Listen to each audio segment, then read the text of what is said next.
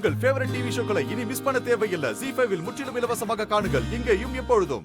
இல்ல, நான் தெரியாம தான் கேக்குறேன். எங்க அக்கா உனக்கு எந்த விஷயத்துல குறை வச்சாங்க? என் ஆதிய கல்யாணம் பண்றதுக்கு என் பொண்ணுல இருந்து எத்தனையோ பணக்கார பொண்ணுங்க காத்துக்கிட்டு இருந்தாங்க.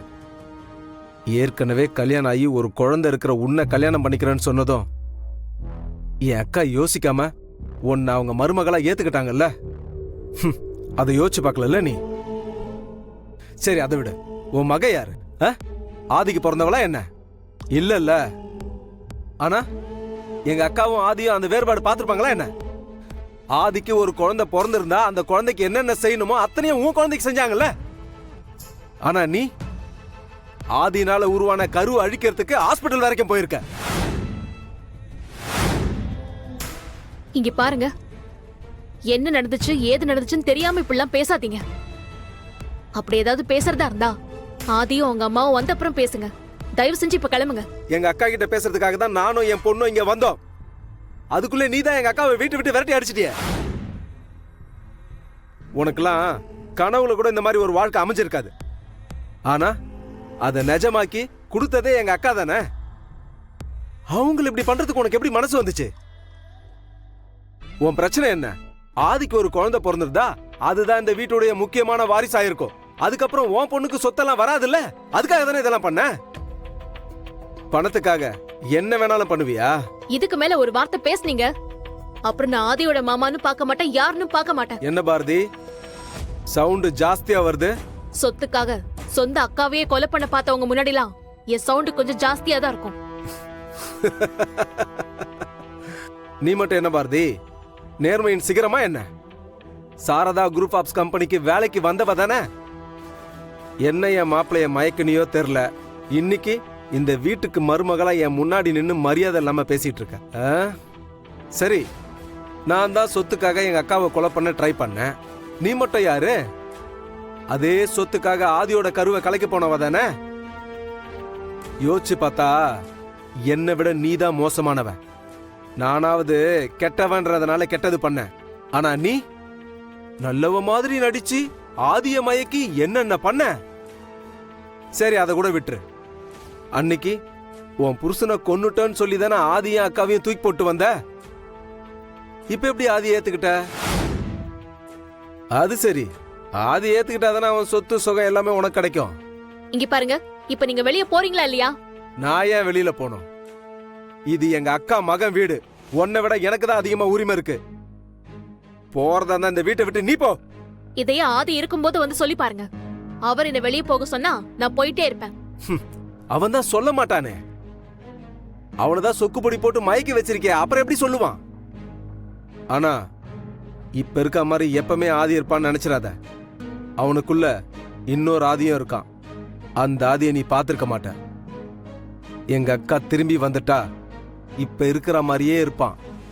அவங்க மட்டும் வரலன்னு வச்சுக்கோ, நான் சொன்ன அந்த இடத்துல இன்னொரு ஆதி இருக்கான்ல, அவன் வெளியில வருவான். அந்த ஆதி இப்ப இருக்க மாதிரி ஏமாலியா இருக்க மாட்டான். அவன் வேற மாதிரி. அவங்க அம்மாக்கு ஏதாவது ஒரு பிரச்சனைனா அதுக்கப்புறம் மோசமான ஆதியை நீ பாக்குற மாதிரி ஆயிடும். அந்த ஆதி வெளியில வந்தா நீ பர்மனண்டா வெளியில போற மாதிரி ஆயிடும். கடவுள் நம்பிக்கை இருந்ததுன்னா எங்க அக்கா சீக்கிரம் கிடைக்கணும், அவங்களுக்கு எதுவும் ஆயிடக்கூடாதுன்னு வேண்டிக்கோ. அப்பதான் நீ இந்த சொகுசு வாழ்க்கைலாம் அனுபவிக்க முடியும்.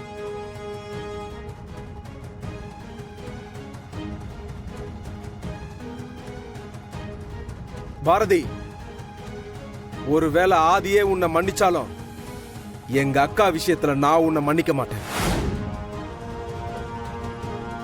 பாத்துக்கிறேன்.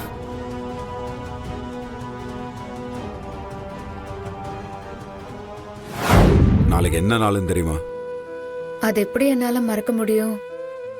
நம்ம வாழ்க்கையில நடக்க இருந்த முக்கியமான விஷயத்தோட ஆரம்பமாச்சே. அது எப்படி நான் மறக்க முடியும்?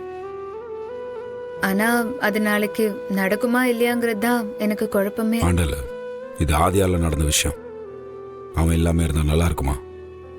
எனக்கு புரியுதுரா.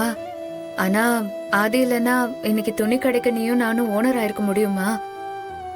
ஆனா நாளைக்கு கடையை திறக்கணும்னு இருக்கிறப்போ ஆதி வீட்டுல இப்படியெல்லாம் நடக்கும்னு நான் நிஜமா எதிர்பார்க்கவே இல்லடா. அதாண்டி, ஆதி வந்ததுக்கு அப்புறம் இந்த பிரச்சனை எல்லாமே சரியானதுக்கு அப்புறம் நான் இந்த கடையை திறக்கலான்ட்டு இருக்கேன். நீ என்ன சொல்ற? இதையே நீ என்கிட்ட கேட்டுட்டு இருக்க? உனக்கு ஆதி ஃப்ரெண்டுனா எனக்கு பாரதி ஃப்ரெண்டு.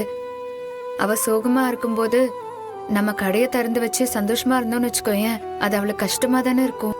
கடைக்கு அட்வான்ஸ் கொடுத்தாச்சு, பொருள் எல்லாம் வாங்கியாச்சு. இதுக்கப்புறம் கடையை திறந்து ஆரம்பிக்கிற வேலை மட்டும் தானே. அது ஆதி வந்ததுக்கு அப்புறம் பாத்துக்கலாம், ஒன்னும் பிரச்சனை இல்ல. அக்கா, உன்னையும் மாமாவையும் பாரதி அக்கா கூப்பிடுறாங்க. சரி சரி வா போலாம். எதுக்கு தெரியல, வா போய் என்னன்னு பாக்கலாம். இதோ அழகர் வந்துருவாரு, நான் அவர்கிட்ட கொடுக்கறேன். ஆதி,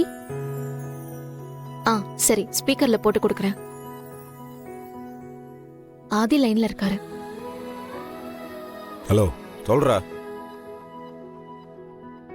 என்ன மிஸ்டர் தொழிலதிபர், நாளைக்கு கடை திறப்பு விழாவை வச்சுக்கிட்டு வீட்டில் என்ன பண்றீங்க?